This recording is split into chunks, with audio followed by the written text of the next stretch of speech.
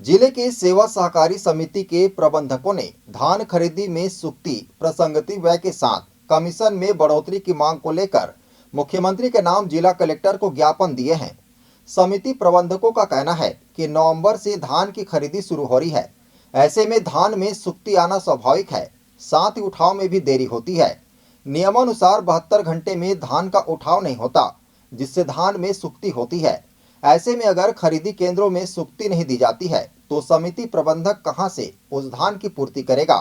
साथ ही आज हर सामान की कीमत दिन ब दिन बढ़ रही है, लेकिन प्रासंगिक व्यय व सुरक्षा व्यय की दर नहीं बढ़ी है, जिससे काफी परेशानी होती है।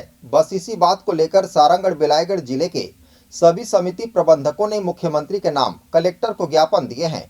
अगर उनकी मांगों पर गौर नहीं की जाती है तो आगे धान खरीदी में प्रबंधकों ने असमर्थता जाहिर की है। आज हम लोग की एक धान खरीदी जो आने वाली शासन की महत्वपूर्ण योजना है, इस योजना के अंतर्गत सहकारी समिति के कर्मचारियों को जो परेशानियां विगत कई वर्षों से होती आ रही है, उसको शासन को हम लोग अवगत कराते आ रहे हैं। पर शासन प्रशासन आज तक हमारी उन मांगों को किसी भी तरह गंभीरतापूर्वक विचार नहीं की है। तो उसके लिए हम शासन को इस बार अंतिम अल्टीमेटम देकर के ये चेतावनी देने आए हैं कि यदि हमारी मांगों पर गंभीरतापूर्वक विचार नहीं किया गया तो हम आने वाले धान खरीदी कार्य से हम अपने आप को पृथक रखेंगे। ये हमारी मांग, जो प्रमुख रूप से जो मांग है हमारी, सबसे पहले तो ये मांग है कि हमको शासन सूखत का प्रावधान करे। जनरली हम लोग धान खरीदी करते हैं मॉइस्चराइज में 17% की नमी की धान को हम लोग खरीदी करते हैं। वो डिलीवरी देते 14% 13% तक आ जाता है। उसमें जो 3% 4% की सूखत आती है, उस सूखत का प्रावधान आज तक शासन नहीं किया है।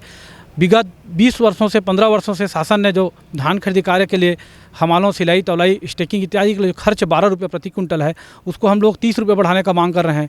31 रुपये 25% प्रति कुंटल समिति को कमीशन के रूप में दे होता है शासन से, उससे हम लोग 50 रुपये का मांग कर रहे हैं। यदि इन प्रमुख मांगों पर गंभीरतापूर्वक शासन विचार करके निर्णय नहीं करेगी तो हम पूरे छत्तीसगढ़ के सहकारी कर्मचारी के जितने कर्मचारी हैं, धान खरीदी कार्य से अपने आप को पृथक रखने का हम लोगों ने निर्णय ले लिया है। कलेक्ट्रेट में किन अधिकारियों से आपकी मुलाकात हुई?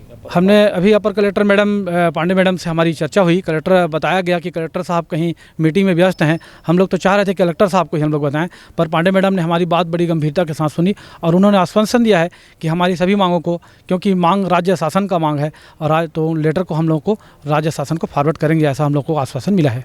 आगामी नवंबर से धान खरीदी की प्रक्रिया शुरू होने वाली है, क्या उसके लिए भी तैयारी आप लोग के द्वारा हो गई है?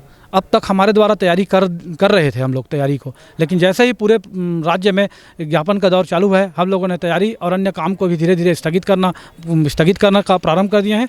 और यदि हमारी मांगों पर गंभीरतापूर्वक विचार नहीं किया जाएगा तो निश्चित मानिए 1 नवंबर से होने वाले धान खरीदी कार्य से हम लोग पृथक रहेंगे। और शासकीय जो समितियाँ हैं उसका मूल कार्य कृषि ऋण वितरण करना, PDS संचालन करना, गैस उज्ज्वला योजना का संचालन करना, गैस का, इन सभी काम को हम करेंगे, परंतु धान खरीदी का कार्य को अपने आप को हम लोग वंचित रखेंगे उससे। जिले की सहकारी समिति के जो प्रबंधक हैं उनके द्वारा कुछ मांगे रखी गई हैं माननीय मुख्यमंत्री महोदय द्वारा, जिसे उन्हें प्रेषित किया जाएगा आवश्यक कार्रवाई। जी, क्या मांगे हैं उनकी मांगों में जो पिछले कुछ बारदाने का अमाउंट बचा हुआ है, जिसका पेमेंट उन्हें नहीं हुआ है, वो देने के लिए, सूखत जो आती है उसके संबंध में जल्दी उठाव करने के लिए आदि के संबंध में। सरकारी समिति वाले आंदोलन में जा रहे हैं, ऐसे में किसान कैसे करेंगे मैम? आगामी नवंबर में धान खरीदी है, तो क्या धान खरीदी की प्रक्रिया पूरी हो पाएगी सुचारू रूप से? अभी तो उनके द्वारा जो ज्ञापन दिया गया है उसे हम आगे माननीय मुख्यमंत्री महोदय के पास प्रेषित करेंगे और उसके बाद जैसा शासन का निर्णय होगा उसके अनुसार कार्रवाई की जाएगी। सारंगढ़ से शिवलाल खूटे की रिपोर्ट, ACN 24।